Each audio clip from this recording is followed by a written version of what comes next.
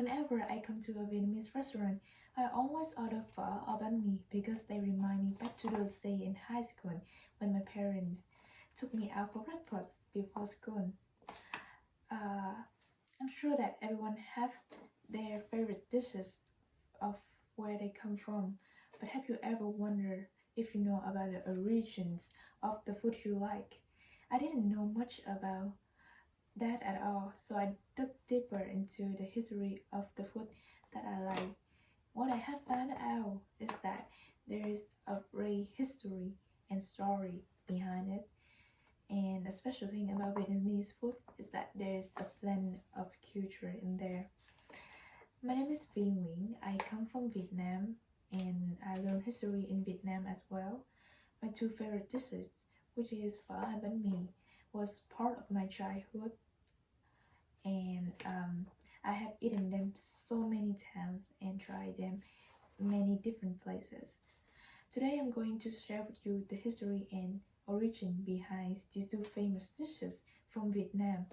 First, I will talk about the history and origin of pho. Second, I will talk about the history and origin of banh mi, and which is greatly influenced by French. Lastly, I will talk about how these two Vietnamese dishes have evolved through times and become signature dishes of Vietnam. Let's go back to the 1800s, where we are going to dive in the history of pho. Pho is a Vietnamese soup consisting of broth, rice noodle, meat, and herbs. This modern form of pho nowadays that we have wasn't popular until the beginning of 20th century. According to Wikipedia, it is believed that people eat pho long before, but it's in more a traditional form.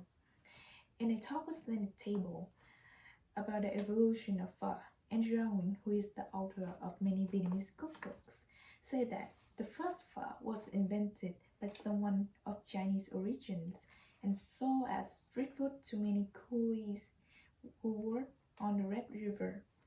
They were called street vendor, who sold a mobile kitchen on carrying poles. During the Revolution and wartime, trading of cows and meat was forbidden because they are the working animals at that time. So the street vendor at that time used water buffalo instead of beef. So they have this dish called sao chow, in which it has slices of water buffalo cooked in broth with rice vermicelli. As the northern part of Vietnam is next to China, rice noodle and spices were mostly imported from China at that time, but also there there were some Chinese refugees moving to Vietnam as well. But the French were the ones that popularized the eating of red meat. From the 1880s to 1954, the French officially occupied Vietnam.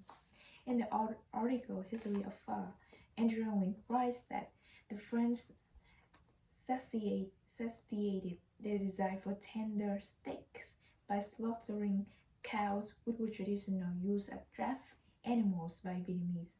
Hence, the leftover bones and scraps were salvaged and sold by a handful of butcher, but the butcher has to promote it through special deals and sales because the local has hadn't developed a taste for beef yet.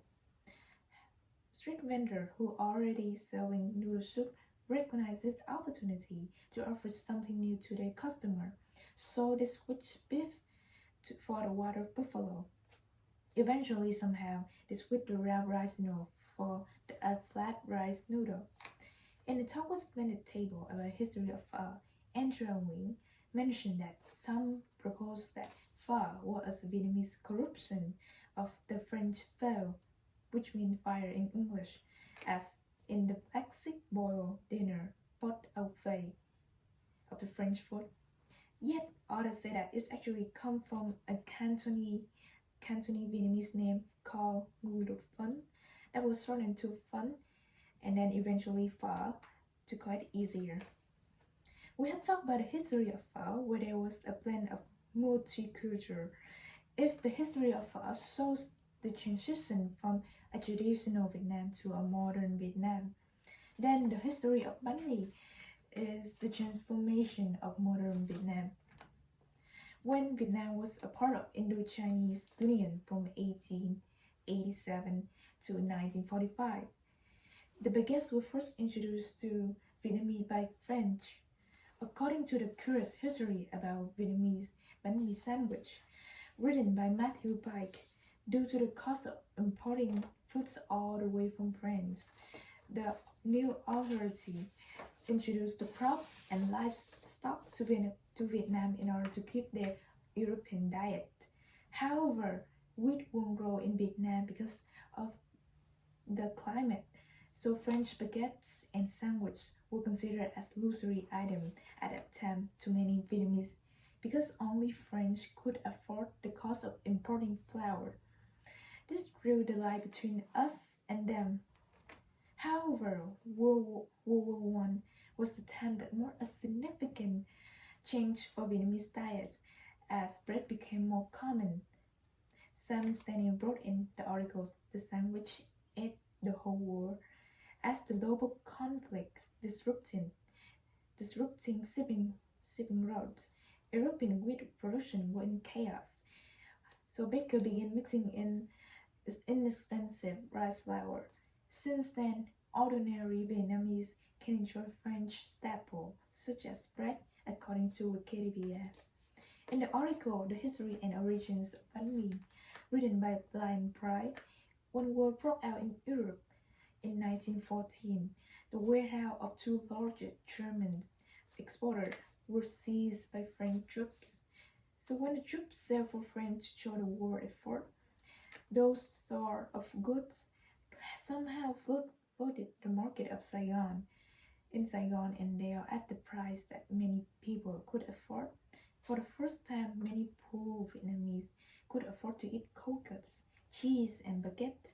With many new ingredients available to them, the Vietnamese started to create their own signature dishes. Now we have learned about the history of bánh mì, which marked a transformation of a modern Vietnam. With a combination of different culture influence, let's see how pho and bánh mì continue to evolve through times. First, we're gonna start with the evolution of pho. In 1954, in the Geneva Accord, Vietnam was split into two, North and South Vietnam. In the article History of Pho, written by Mê Vui, as many people from North went to the South, they brought pho with them, and it eventually became the famous street food in Saigon. The difference between the Hanoi, Northern, and Saigon Southern style pho is the noodle width, the sweetness of broth, and the choices of herbs. After the Vietnam War, pho was popularized throughout the world by refugees with restaurants specialized in pho, appearing in Paris and many major cities in the US, Canada, and Australia. The establishment of pho is an inspiration for each region in Vietnam to invent their own signature dishes, such as bún bò Huế, gia lai dry pho, raw pho, seafood pho, etc., and many different types of rice noodle. One interesting that people talk about pho in terms of romantic relationship is that rice is the dutiful wife that you can rely on, but pho is the flirting mistress that you slip away to visit. It can also mean that pho is fun, but if you eat too much pho, you will get bored of it. So everything is more in moderation. So we're gonna start with the evolution of bánh mì. In the 1950s, we saw the evolution of bánh mì as after the French left, Vietnamese in the South were free to modify French dishes to include local ingredients, such as maisonette replaced butter and veggie replaced some expensive cold cuts. According to the history and origin of bánh mì from Blind Pride, the size of baguettes were reduced to around 20 centimeters. to increase affordability. One fact is that banh mi is actually fluffier than French baguette due to the use of dough enhancer, which is commonly ascorbic acid. This allows consistent roofing in the face of high humidity and fluctuating temperature of Vietnam. Well, the filling was partially influenced by how the French eat the baguette with butter, ham, and pate, like the French dish called cassieroute. In Sandwich Ate the Whole World, written by Simon Stanley, the first creator of Vietnam's Vietnamese sandwich were a couple called Mr. and Mrs. Lay. They were the first people to put the ingredient inside of the banh mi so the customer could take it with them. Their families to run a restaurant selling banh mi called Banh Mi Hao Ma, located in Saigon, and it has been 50 years old. The, more There are more and more fillings in banh mi were recreated, some from savory to sweet. You can put almost anything in banh mi. Well, certified in the 1970s, banh mi was popular throughout the world as many fled Vietnam and formed a Vietnamese community in many different countries, according to banh mi history, all about Vietnamese famous sandwich written by foodicos. Banh mi is considered as staple food for many Vietnamese today. As we come closer to the end, let's review what we have talked about today.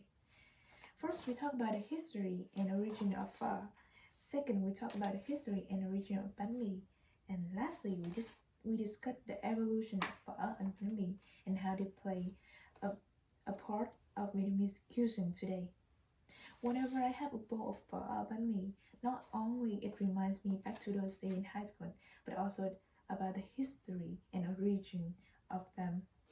It is not simply just food, but that makes it valuable, but also the energy and effort of the tastemaker put into these dishes that they have become something that represent the country. Thank you.